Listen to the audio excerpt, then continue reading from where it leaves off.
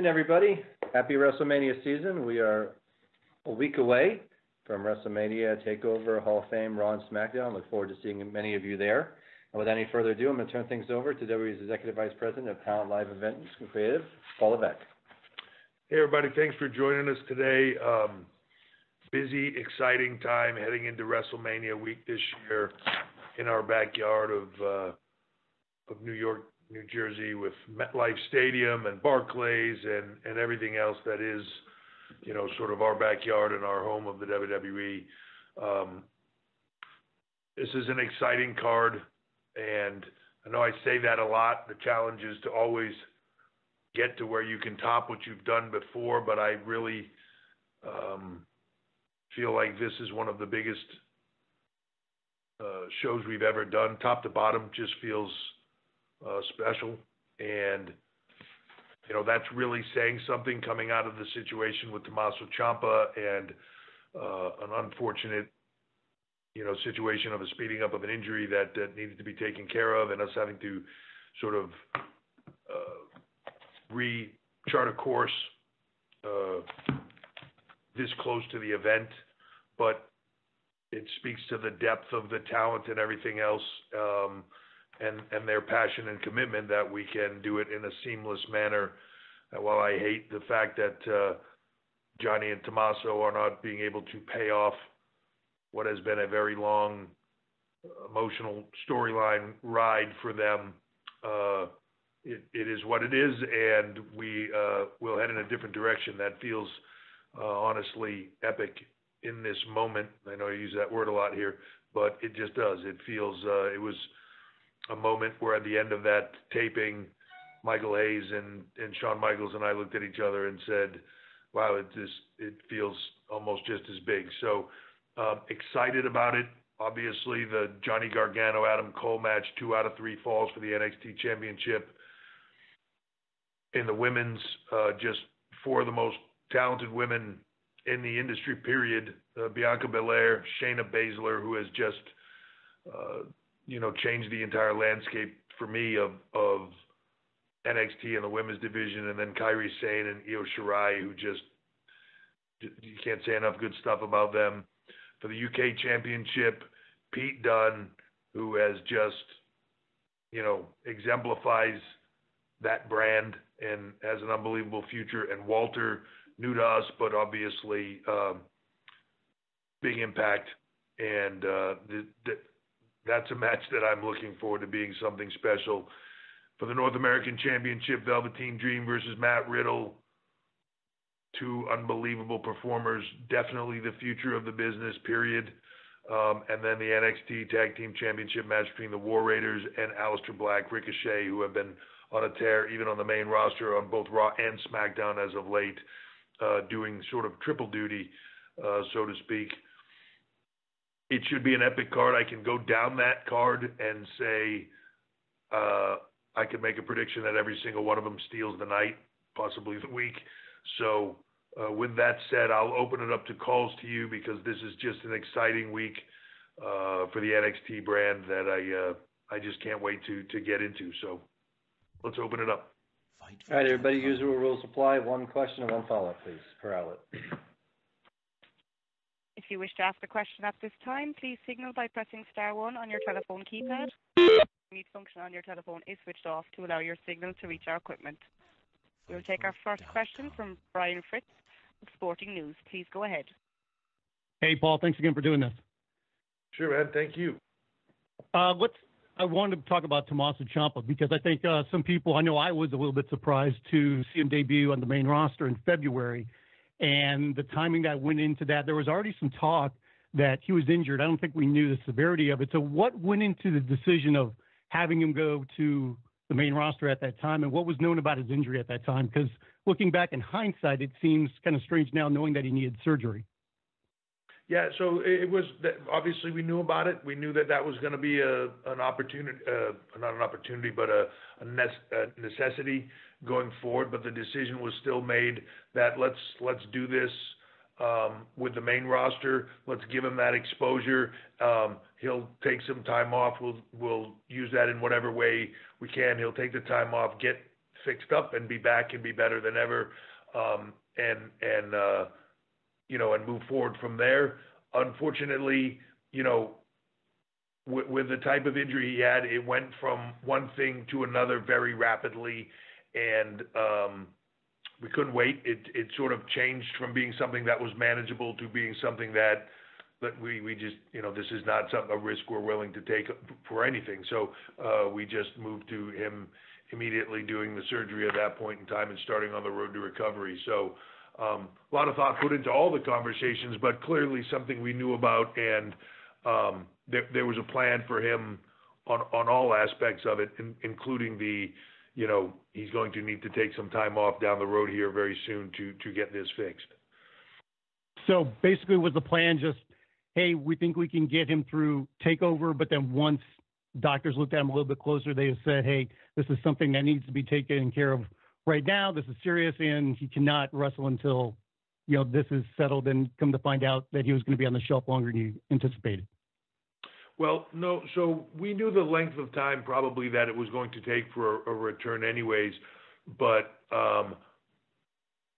as you're looking at this, right, like there are certain things that are manageable, and you can manage the situation, and there's no risk, no damage, no anything. You're just managing the symptoms and the situation and getting to where you want to have, it's something that you're going to have to take care of eventually, right?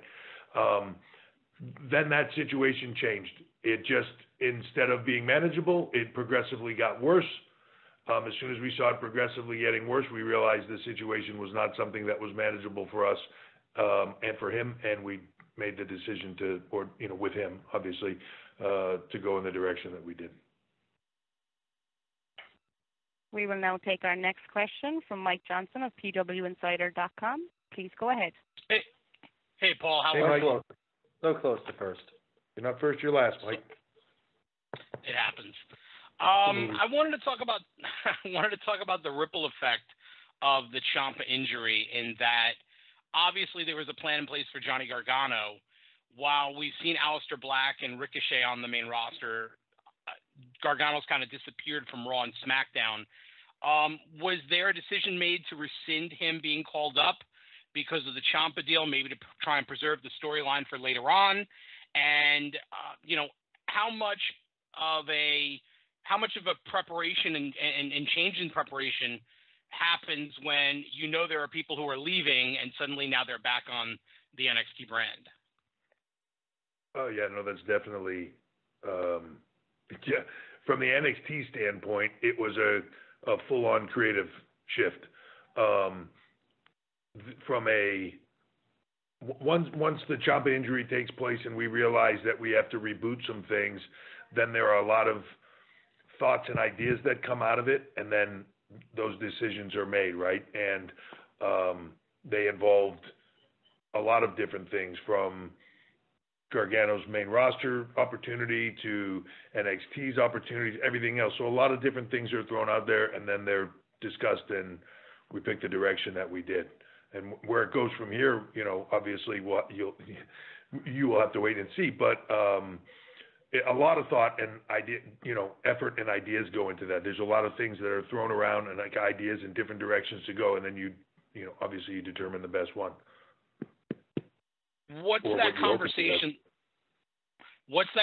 like with Vince McMahon, where it's, hey, I know you want Gargano, but we need him and you can't have him yet? Like, how does that conversation go down? Is it more of an argument? Is it more of a debate? Or how does that conversation flow? No, that's not a conversation at all where I go, like, I can't have him. All of this stuff, and this is where I think people get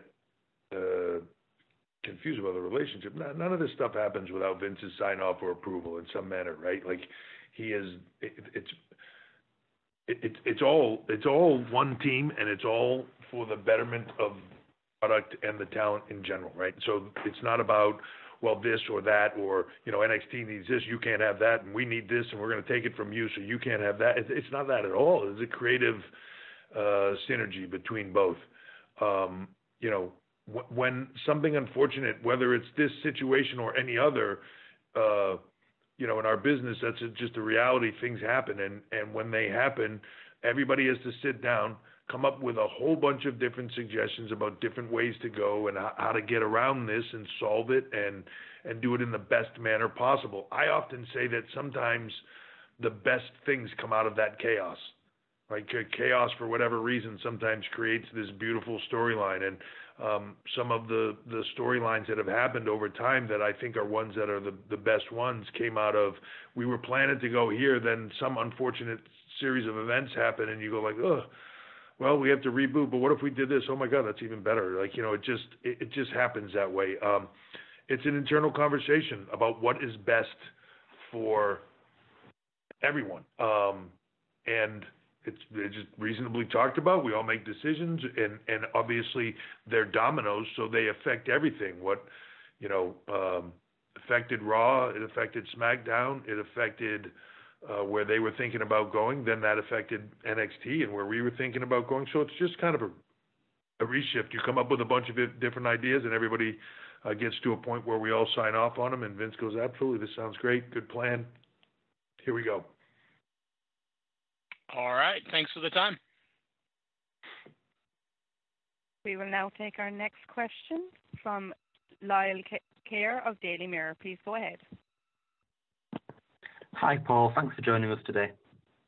Thank you.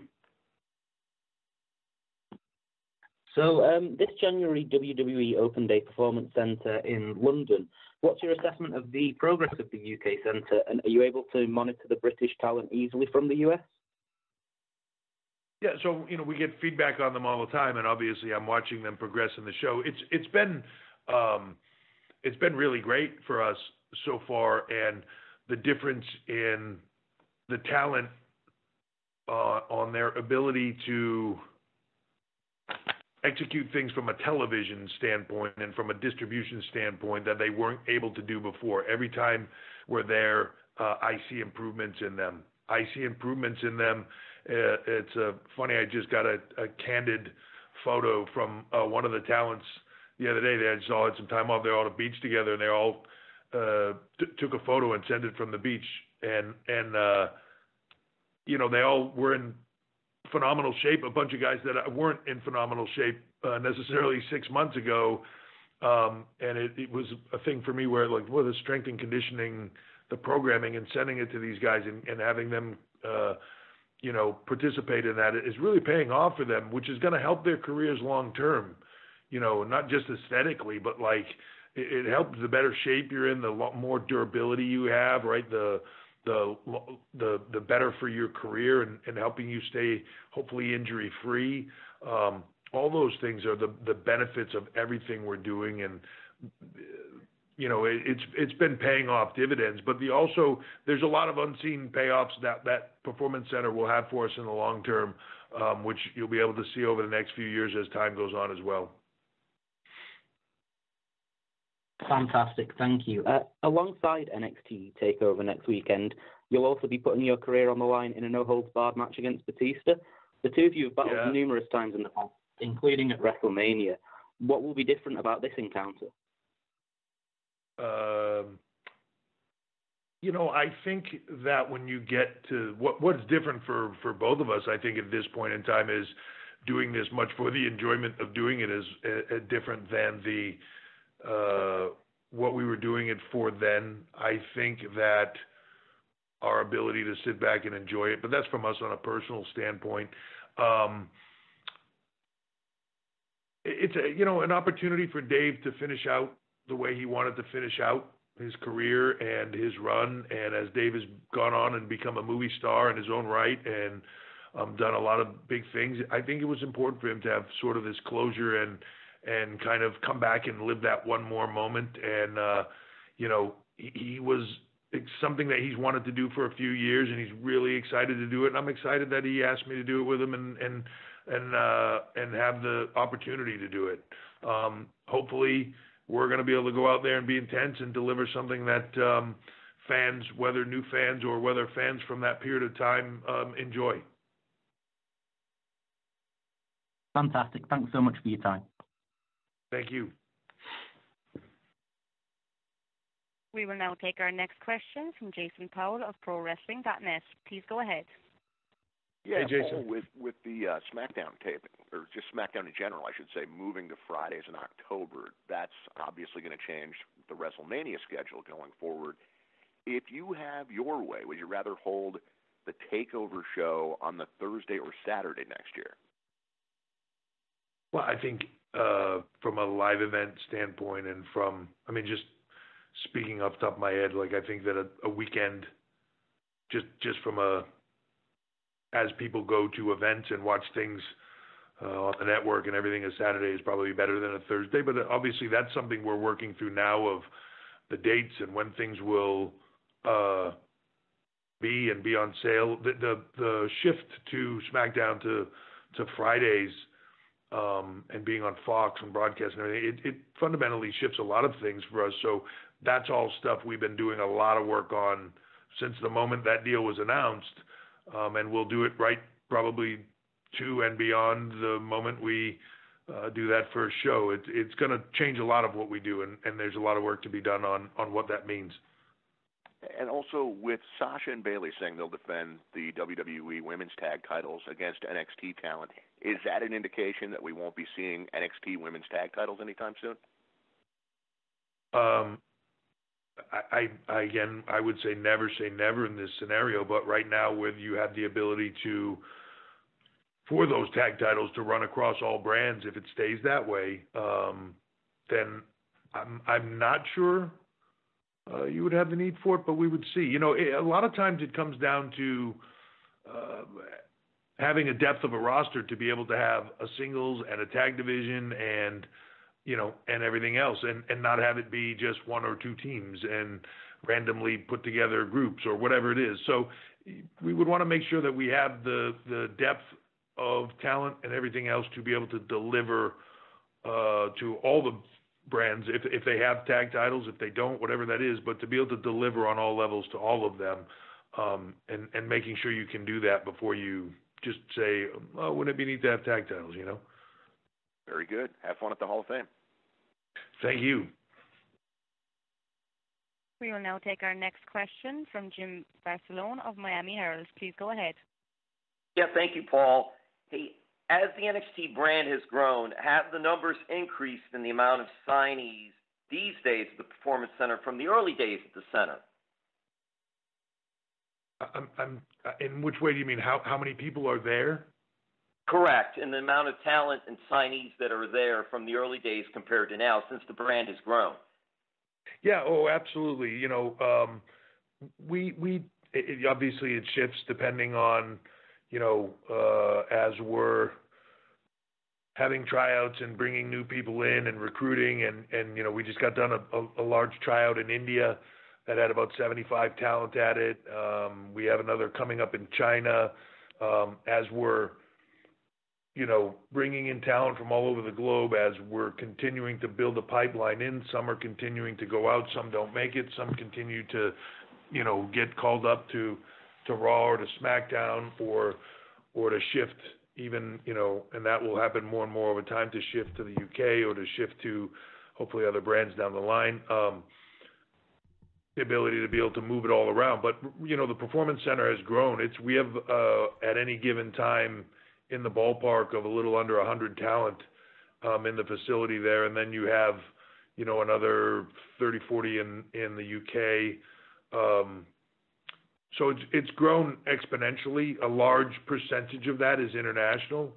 I think 45%, somewhere around that, is international from 22 different countries, and so there's a lot of mix there. But it's constantly trying to evaluate the pipeline of people that have a level of experience, and I don't necessarily mean they necessarily came in with experience. They might have been homegrown, but they get to a level where they have now had the experience, that they're at the upper deck or in between. So you want to have the experience that are sort of NXT talent that are on TV all the time. You want to have that kind of next level that's waiting to have the spot open up on NXT. You want to have a group below that that's waiting for that spot, and then a group below that that's just kind of getting started and trying to learn the ropes. It takes time to do this, and constantly having that developmental pipeline of beginner all the way through to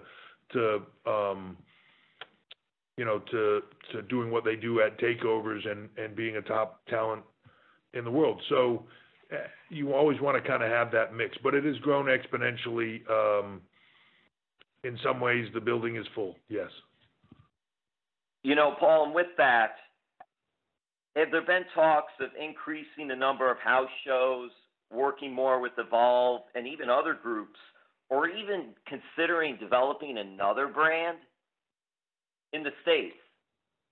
Yeah, so I think that obviously that's stuff that we want to evaluate, obviously, all the time as we move forward. NXT itself in the U.S. does somewhere in the ballpark of a little under 200 live events a year between Florida. And is there room for growth on that? Yeah. We also want to make sure, though, that it is done in a way that is profitable and not,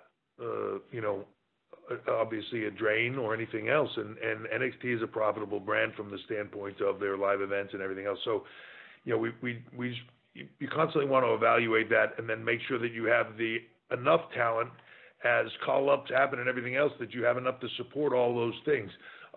All of that is constantly being evaluated, whether that's additional brands, whether that's, you see us working with Evolve or others, Progress, ICW internationally, those talent opportunities, and it's constantly being evaluated. Thank you, Paul. Thank you, Jim.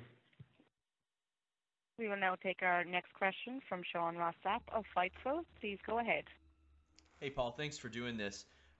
Hey, Sean. We saw that you brought in Stokely Hathaway, and he's got a new name now, but managers being brought into the Performance Center. Maybe talk to me about the mindset of that, how they fit into the Performance Center experience, and maybe what kind of impression he's made on you so far. Well, he's obviously made an impression. He wouldn't be there. Yeah, look, I think that as the business changes and evolves and you see different talent coming in and out, I know there's been I've heard, chatter for a long time about managers, and I think things are cyclical. They go away, they come back. I think the ability to have management around talent or to have mouthpieces, or however you want to say it, when you start to talk about international talent and you bring in a talent that doesn't speak the language of English, and you're trying to move them into a U.S. product or anything else, the language is important. Being able to speak and perform and talk people into seats and to promote and do everything else is very important. Not everybody can do that. Not everybody's going to learn that skill, and that's something that takes a long time. Learning a second language is not easy. And we do that with a lot of our talent, whether that's they speak English and we're teaching them another language or vice versa.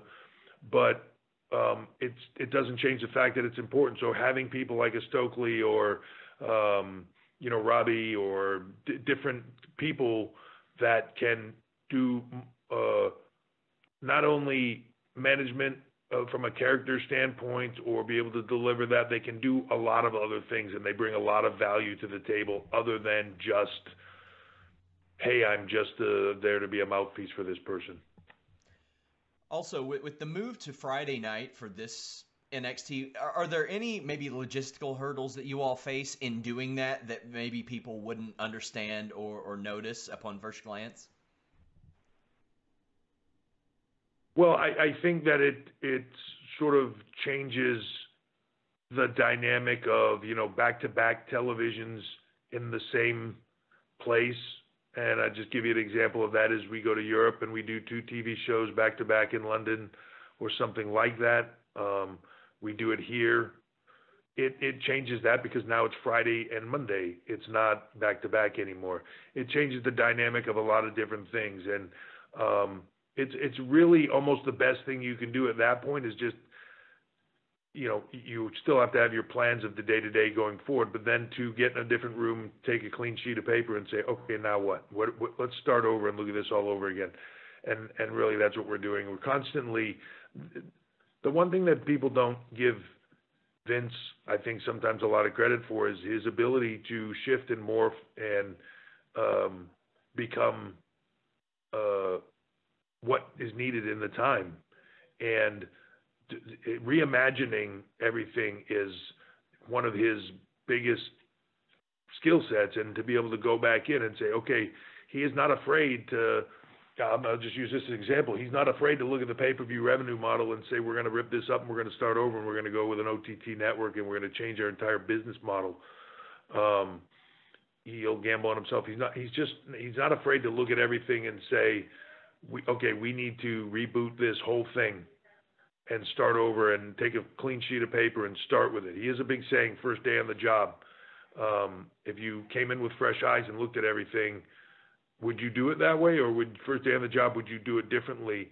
Because the truth is, stuff shifts every day, and there are lots of things you just do in your life because that's how you always done them, even though there might be better ways to do it. So constantly looking at that, and he's ingrained that in the entire company, and that's what we're doing in this moment as well, and that will be a big part of the reason why it's all successful. Thank you, Paul. Thank you. We will now take our next question from Alex McCarthy of Talk Sport. Please go ahead. Fightful.com. Hi, Alan. Thanks very much for doing this today. Sure. So we've got Walter and Pete Dunne squaring off for the NXT UK title at Takeover. Some might say that would have been a fantastic main event for an NXT UK Takeover too. Can you give us any indications on the next NXT UK Takeover, or what the plan will be in regards to how many and how often? Because it appeared as if the first one was a huge success across the board. Yeah, there'll be announcements coming up on that shortly. I don't want to step on my own announcements. So, we'll be making some announcements going forward on that brand and taking it into the future. The one thing that I wish I could give them more exposure in this weekend, but it's such a big weekend, and these things are planned a year or so in advance, right, of the dates that you have to work with and everything else. But being in New York, I wanted to showcase that UK brand, and the Pete Walter match was a perfect opportunity to do that. You're right, it would have been an epic match for over there. And in some way doesn't mean it won't still be, and whatever we do next there will be epic. But we'll have some announcements coming up on that soon. Great. And, we've got 5 matches for Takeover card that all look fantastic. For WrestleMania 35, I believe, there's 13 announced thus far. You'll be directing traffic on Saturday but performing on Sunday. As a man who can see both sides, would a card like Mania benefit from less matches and more time, like NXT does? I suppose you can see it both ways. Yeah, look, it's that's a constant battle of giving everybody everything that WrestleMania needs to be, making it important, making everybody have, something to do. If you leave somebody off the card or you don't put this on there, people will say it's disrespectful, or how could they not involve this in the card? But then again, you need to have something for everybody, and you need to have it be a reasonable, length of time. There's so many factors that go into all of this, and we're constantly evaluating all of them. I like the way takeovers feel and sit. I like leaving them wanting a bit more with that brand. When you get to the end and feeling like everything was epic but it wasn't too much. And, but then again, WrestleMania, it's the biggest show that there is. It's, there'll be 75,000 people in MetLife Stadium or so. And, it's epic, and it needs to feel that way. And I think it's, hopefully it'll all deliver it. But that's a constant thing that we evaluate and look at, on every level. Great. Thank you very much, Paul. We will now take our next question from Ryan Satin of Pro Wrestling Sheet. Please go ahead. Hey, Paul. How's it going? Hey, Ryan. I'm good. How are you? I am great. Thank you for asking. So on TV, it seemed like you guys were heading towards Dijakovic versus Keithley. And then some reports came out that Keithley is dealing with some sort of undisclosed injury. Can you talk about that at all? I mean, is it something that's serious? Is he out for a while? No, we just had, look, there's constantly things that shift and morph and require us to take different stabs at creative. This is one of those situations. I don't want to get into any of the medical stuff, but yeah, we had to put a pause on it for a second. I wish we could have it in, have that exposure in New York, but it won't be. But we'll continue it, move it down the line, and get it where it needs to be. That's a constant in the business. You're constantly there's issues. It just is what it is. So was it because of the injury, or was it because of creative? No, we had a situation. We had a situation that made us change some creative. Okay, that makes sense. And then lastly, I was wondering, with Aleister Black and Ricochet, since they've been going back and forth between the main roster and NXT, if they were to lose the tag team title match, would this possibly be their last takeover event, or would they still be going back and forth between the two? I think that is to be determined. The nights following WrestleMania and beyond. I think you see that some of the call-ups right now, there's a crisscrossing of stuff that is taking place. I think some of that will settle down after WrestleMania a little bit, but nothing has been written in stone as to where anybody goes, lands, or does anything otherwise. So I think we're just going to have to wait and see. Makes sense. Thank you. Thank you. Okay, next question will be the last caller. We will now take our next final question from Nick Hausman of Wrestling Inc. Please go ahead. Hi, Paul. Hey, Thank Nick. you very much for taking the time today. Yes, hello. I want to start by asking about NXT star Lars Sullivan. Is there any update on him and if he'll return to NXT or possibly pop up on WWE TV like he was advertised for? Yeah, I think that is one of those situations where I will just say you have to wait and see. In this situation, there's much more to come. It's just a wait and see. Okay, and then lastly here, I wanted to ask you about Sean Waltman. I know he was a guest trainer down at the Performance Center. How'd he do? Where do you see Sean in the mix here after the Hall of Fame? So we're constantly bringing in talent as we continue to evolve and grow, and as we're, building performance centers and brands and everything else under the sun.